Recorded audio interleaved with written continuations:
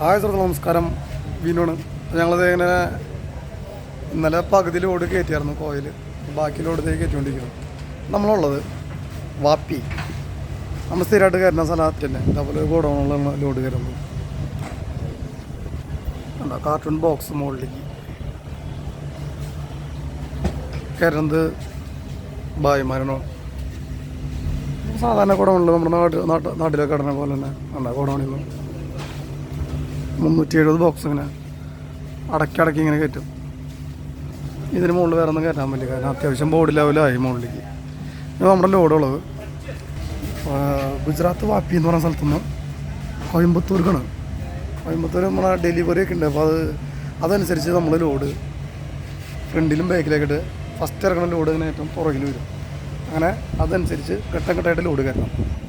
അതൊക്കെയാണ് നമ്മുടെ ശ്രദ്ധിക്കേണ്ട കാര്യങ്ങൾ ലോറി വരുമ്പോൾ. പിന്നെ വർഷക്കാലമാണ്, തുള്ളി വെള്ളം ഉണ്ട്. ഈ വണ്ടികളും കുഴപ്പമില്ല, ഒരു തുള്ളി വെള്ളം അതിൽ വീഴാൻ പാടില്ല. അപ്പോൾ അവരുടെ ടാർപ്പായയുടെ അടിയിൽ നിന്ന് കയറണം ഇങ്ങനത്തെ ഗോഡൗണിൽ.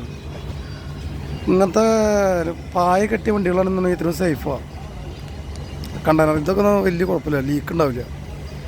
നമുക്ക് സേഫ് ചെയ്ത് ഈ ലോഡ് കയറ്റില്ല എന്നുണ്ടെങ്കിൽ വളരെയധികം ഡാമേജ് വരും. ഡാമേജ് വന്നാൽ നമ്മുടെ പൈസ കട്ടാക്കും.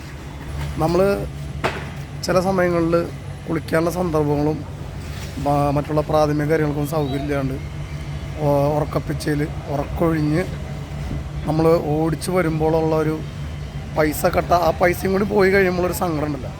അത് ലോറി ലൈഫിൽ ഒരുപാട് ആൾക്കാരെ അനുഭവിച്ചിട്ടുണ്ട്, ഞാനും അനുഭവിച്ചിട്ടുണ്ട്. പക്ഷെ നമ്മൾ മനസ്സിലാക്കാനായിട്ട് ഒരുപാട് ആൾക്കാർക്ക് കഴിയില്ലെങ്കിലും കുറച്ച് ആൾക്കാർക്ക് ഒരു വീഡിയോ കണ്ടിപ്പോൾ ഒരുവിധം വ്ളോഗർമാർ വീഡിയോ ചെയ്യണ കാരണം കൊണ്ട് ഒരുവിധം ആൾക്കാർക്ക് മനസ്സിലാവുന്നുണ്ട്. അപ്പോൾ നമ്മുടെ ജീവിതശൈലി എന്ന് പറഞ്ഞാൽ ഇപ്പോഴും സന്തോഷങ്ങളൊന്നുമില്ല. പല സ്ഥലങ്ങളിലും ഓരോ വ്യത്യാസങ്ങളാണ്. ചില സ്ഥലങ്ങളിൽ ചെല്ലുമ്പോൾ അതിൻ്റേതായ പ്രശ്നങ്ങളും ബുദ്ധിമുട്ടുകളൊക്കെ ഉണ്ട്. എല്ലാവരും സ്വഭാവങ്ങളും കറക്റ്റല്ലല്ലോ. അപ്പോൾ ചില ഗില്ലികളിൽ ചെല്ലുമ്പോൾ നമുക്ക് വണ്ടിക്കാരായ ആൾക്കാർ കിടക്കുന്ന മരം എന്നുള്ള നിലയിൽ ചാടി കയറി പെട്ടെന്ന് തട്ടി കയറുന്നൊരു പ്രക്രിയയാണ് നമ്മൾ കണ്ടുവരുന്നത്. അത് അങ്ങനെ ഉണ്ടാവാറുള്ളൂ. അത് വർഷങ്ങളായിട്ട് ഇങ്ങനെയുള്ളൂ. ഇപ്പോൾ ഇത്തിരി കുറവുണ്ടെങ്കിലും സോഷ്യൽ മീഡിയ ഒക്കെ വന്നിട്ടുണ്ടെങ്കിലും അതിന് കുറവൊന്നും വലിയ കാര്യമായിട്ടില്ല. ചെറിയ തോതിലൊരു കുറവുണ്ട് മാത്രം.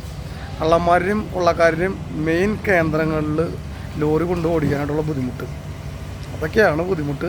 അതൊക്കെ കഴിഞ്ഞ് നാട്ടിൽ വരുമ്പോൾ പൈസ ശമ്പളം കട്ട് ചെയ്യുന്ന പറയുമ്പോഴല്ലോ, അത് വളരെ ബുദ്ധിമുട്ടാണ്. കിസ്ക മറയോ इधर नहीं मरेगा दूसरा और कितना हाँ ठीक. അപ്പോൾ ഓക്കെ, മറ്റൊരു വീഡിയോയിൽ കാണുമ്പോൾ ടാറ്റ.